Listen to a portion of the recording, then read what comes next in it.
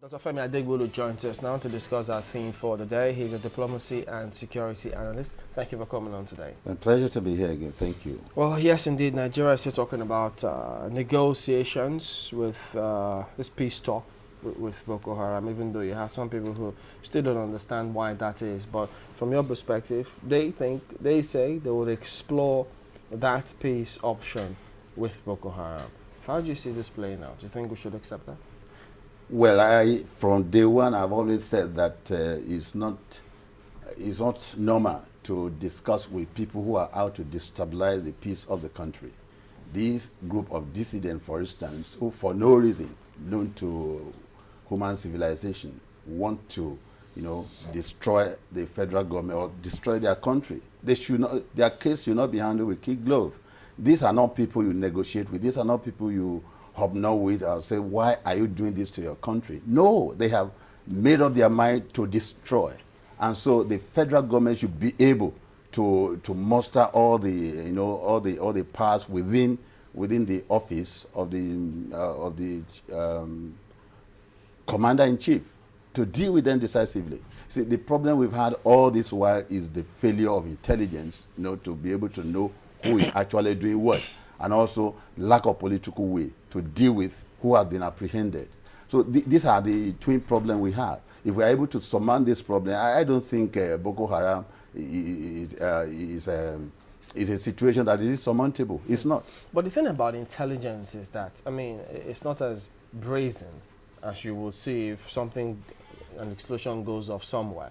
It doesn't mean that intelligence is not going on.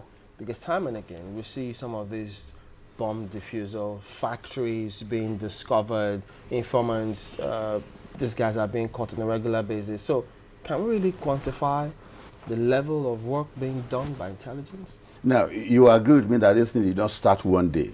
Now, they started by, maybe attacking churches and other places like that. They've now graduated to targeting royalties. Now, look at the rate of targets now that we have recorded in the past few months now on the attempt on Bayero of Kano, attempt in Maiduguri. Isn't that a sign of frustration on their part, that intelligence is frustrating their work? Well, not necessarily. In fact, intelligence is proactive. Intelligence is to gather who is planning what and who is behind what.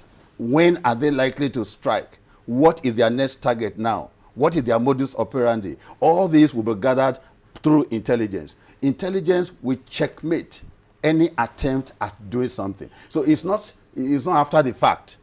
The problem we have now is always after the fact. When something has happened, then you start doing investigation. No, investigation will checkmate. Investigation, which is really intelligence based, will checkmate. We make sure you forestall. You make it difficult. You harden target.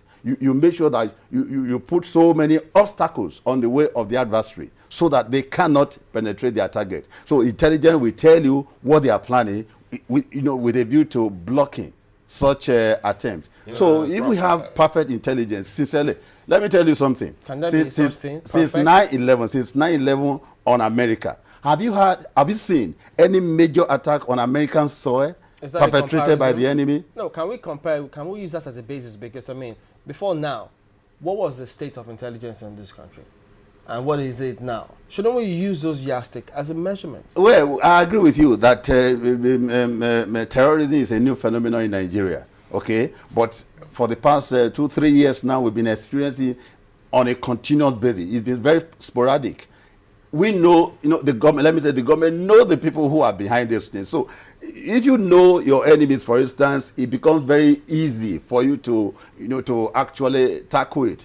It is that lack of political will let's go back that has been the problem. To the peace talks. Now, Yeah. That's just not the first time we've had or seen an attempt at talking with a group. Once the group had called for a ceasefire, saying that it was ready to talk.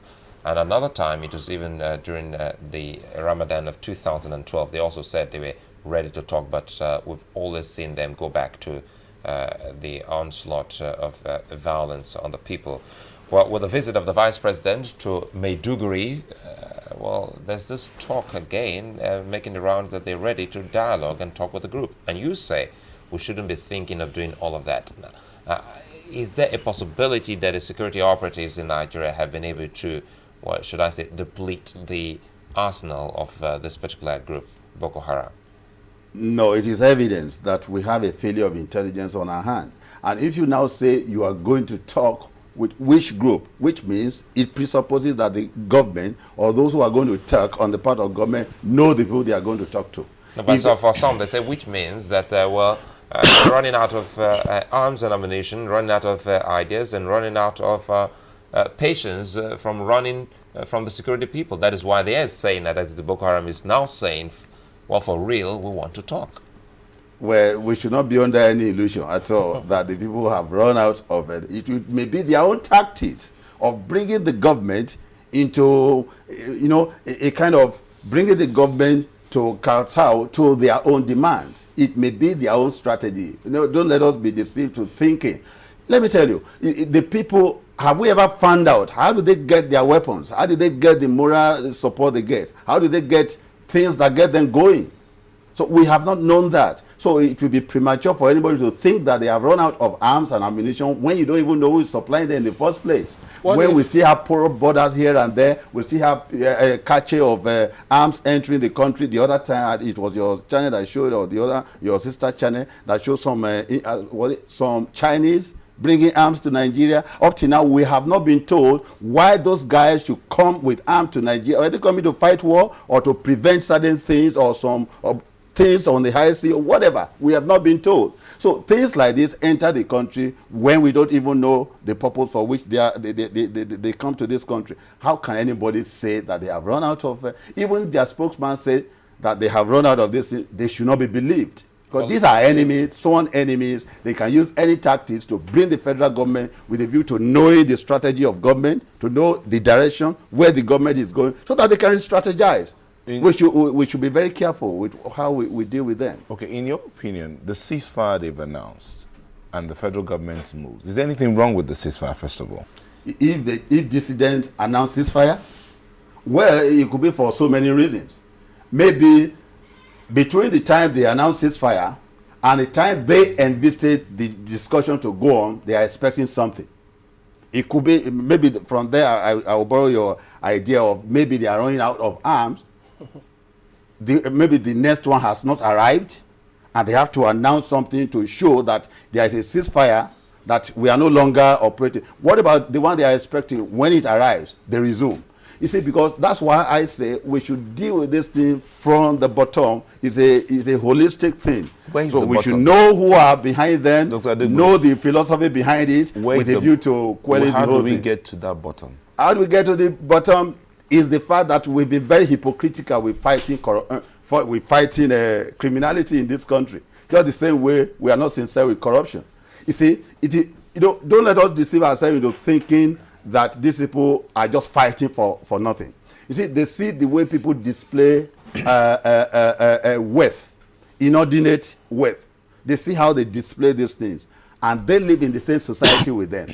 They know that left for them in their own legal system they advocate, these people would have been killed or decapitated one way or the other. But these people still use their ill-gotten wealth to oppress them within the same area. So how do we deal with these people? How do we send message down that we don't like what is going on? That's why you have all this sporadic bombing here and there. Until something like this is dealt with. Don't let us just say, oh, let's discuss with Boko Haram. When you discuss with Boko Haram, another insurgent group will rise somewhere and be seeking government attention.